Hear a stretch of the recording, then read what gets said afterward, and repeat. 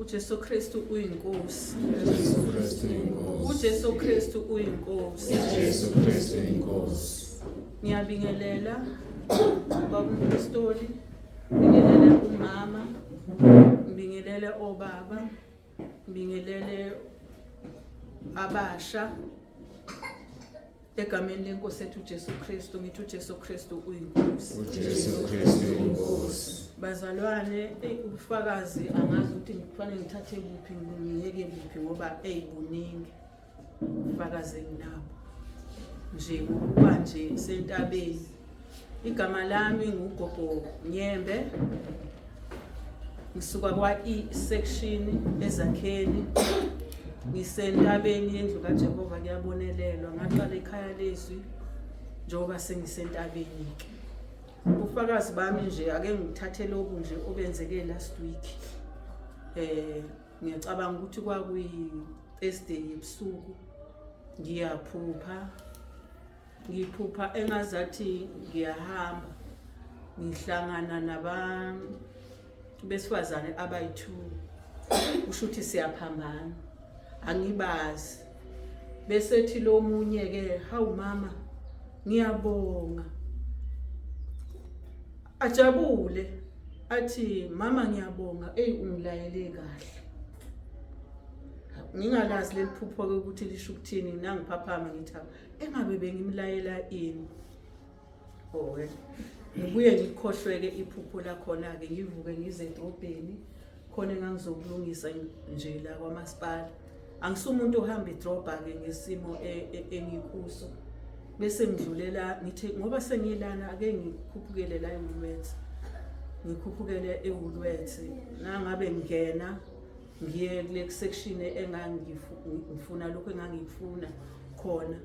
Ngithola owesifazane basebancane nje basebenza khona eWoolworths. Umfana nentombazana. Bayayikhulumela nje bayayixoxela kusho ukuthi baxoxa ngeindaba zokholo. Ayike anginaki-ke balo bayakhuluma. Bese zethi lo ongiyezwa kodwa ukuthi lo owesilisa hayi indaba zokukholwa nje ngazathi akayingena ngini. Bese ezethi ke lo wesilisa into eyangiphakamisa amehlo.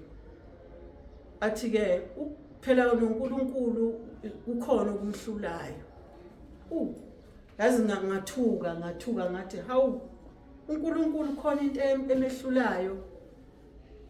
Ngase ngithi hayi ngiyaxolisa nje ukuthi ngingene eindabeni zenu. Umpostoli wayesanda kusho ukuthi ungaboxambukele eindabeni zabantu. Ngathuka ke nami sengiqambukeli kuleke. Ngathi mina uNkulunkulu akahlulwa lutho. Ayikho into emehlula uNkulunkulu njengoba adala izulu nomhlaba nje akukho kumhlulayo. Hayi umfana abesethi lo wesifazane ngihlale ngibatshela la emsebenzini. Abese yasuka lo wesifazane lo wesilisa ahambe. Ngisale nalo wesifazane sisale sesiyakhuluma nje sesiyakhuluma ngayindaba yenkolo. Bese thike ngimbuza ukuthi ukholwapi. Abese shoke ibandla lakhe. Athi kodwa mina ekhaya ayisho indawo lapha azalwa khona. Ekhaya thina sisindisiwe. Ngikhule ngensindiso kodwa ke emshadweni abakholo.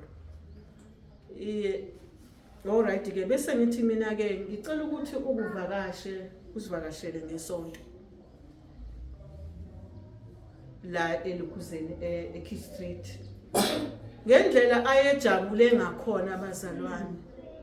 Wayejabule njengale ntombazane engayibona ephusheni.